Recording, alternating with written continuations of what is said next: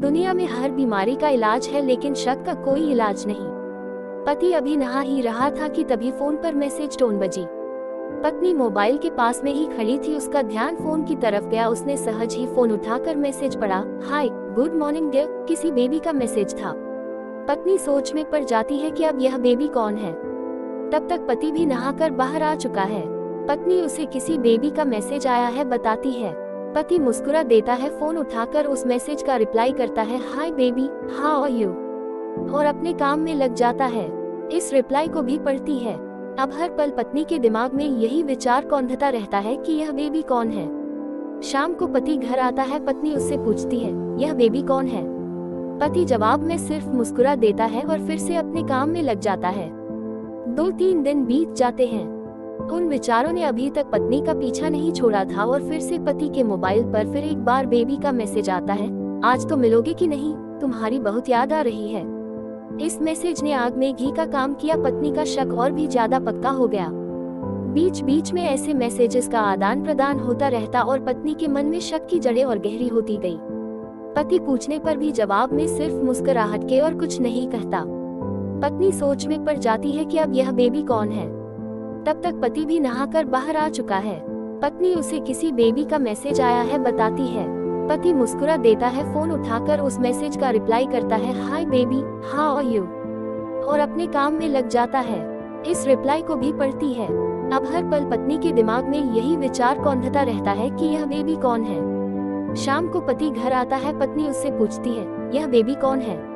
पति जवाब में सिर्फ मुस्कुरा देता है और फिर से अपने काम में लग जाता है। 2-3 दिन बीत जाते हैं। उन विचारों ने अभी तक पत्नी का पीछा नहीं छोड़ा था और फिर से पति के मोबाइल पर फिर एक बार बेबी का मैसेज आता है। आज तो मिलोगे कि नहीं, तुम्हारी बहुत याद आ रही है।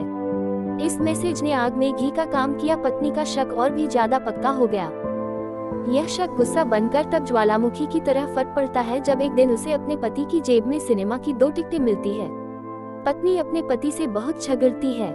पति उसे समझाने की कोशिश करता है, लेकिन वो कोई भी बात सुनने को तैयार नहीं है। पति को भी उस पर गुस्सा आ जाता है और यह झगड़ा और भी ज्यादा बढ़ जाता है। गुस्से में पति घर से बाहर निकल जाता है। पत्नी का गुस्सा पति से कई गुना ज्यादा है। तुरंत वो अपना सारा सामान पैक करती है, एक चिट्ठी लिखती है कि मैं मायके जा रही हूँ हमेशा के लिए, और पति का घर छोड़कर चली जाती है। गुस्सा शांत होने पर जब पति घर आता है तो चिट्ठी पढ़कर उसके होश उड़ जाते हैं।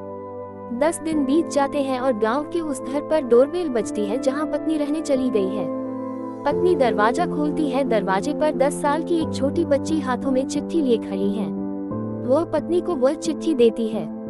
बच्ची से वह चिट्ठी लेकर पत्नी चिट्ठी खोलकर पढ़ती है, डियर वाइफ, जिस बेबी की वजह से हम दोनों में इतने झगड़े हुए और तुम हमारा घर छोड़कर यहाँ चली आई, यह बच्ची जो अभी तुम्हारे सामने खड़ी है वो वही बेबी है।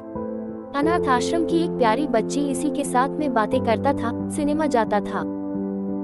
पहली बार जब तुमने बेबी के बारे में पूछा था तो मैंने जानबूझकर तुम्हें नहीं बताया था। सोचा था थोड़ा मजाक करता हूँ, देखता हूँ तुम कैसे रिएक्ट करती हो, लेकिन मैंने यह कभी नहीं सोचा था कि तुम्हारा शक इतना बढ़ जाएगा कि तुम घर ही छोड़ दोगी। हाँ, सबसे जरूरी बात यह तो बेबी है वह किसी और की नहीं बल्कि तुम्हारी ही बेटी है। रुको, अपने आप को संभालो और आगे की बात ध्यान से पढ़ो। हमारे शादी के 2 साल पहले की यह बात है।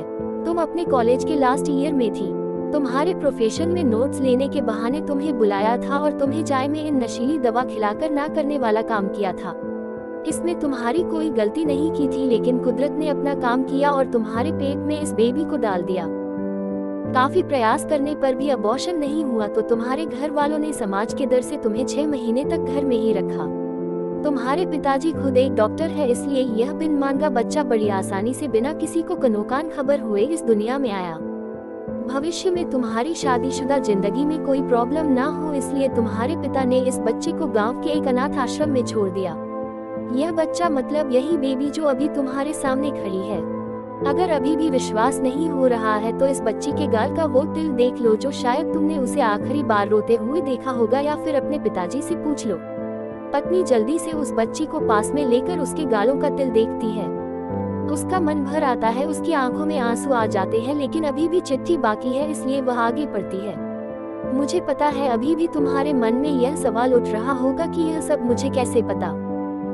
तुम्हें बता दूं कि यह सब तुम्हारे खुद के पिता ने ही अपने मन में उठ रहे पश्चाताप को शांत करने के लिए शादी के 1 महीने पहले मुझसे मिलकर सारी बात मुझे बताई थी। उन्होंने यह भी कहा था कि अगर मैं चाहूँ तो शादी से इनकार कर सकता हूँ।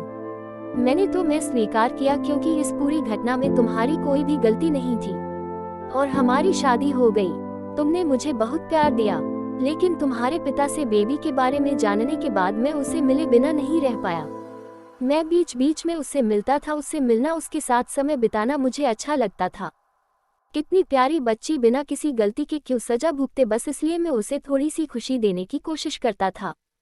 बस मुझे इतना ही कहना था। अब अगर तुम फिर से अपने घर आकर मेरे साथ रहना चाहो तब और सिर्फ तभी गैलरी में आ जाओ, तुम्हारा और सिर्फ तुम्हारा डियर पति। बिना एक क्षण की भी देरी के पत्नी दौड़कर गैलरी में पहुंची और रास्ते पर उसका पति एल खड़ा था, उसके चेहरे पर मुस्कान की, पत्नी की आंखों में आंसू की पूर। कारण कुछ भी हो, अपने दोनों के बीच में कभी भी सबको थोड़ी सी भी जगह मत दो, क्योंकि दुनिया में हर बीमारी का इलाज है, लेकिन शक नाम की बीमारी का कोई इलाज नहीं है। मन शांत रखो, जो भी मन में आए एक दूसरे को बताओ। दोस्तों, ऐसे और भी इंटरेस्टिंग कहानियां सुनने के लिए इस वीडियो को लाइक और चैनल को सब्सक्राइब करिए। धन्यवाद।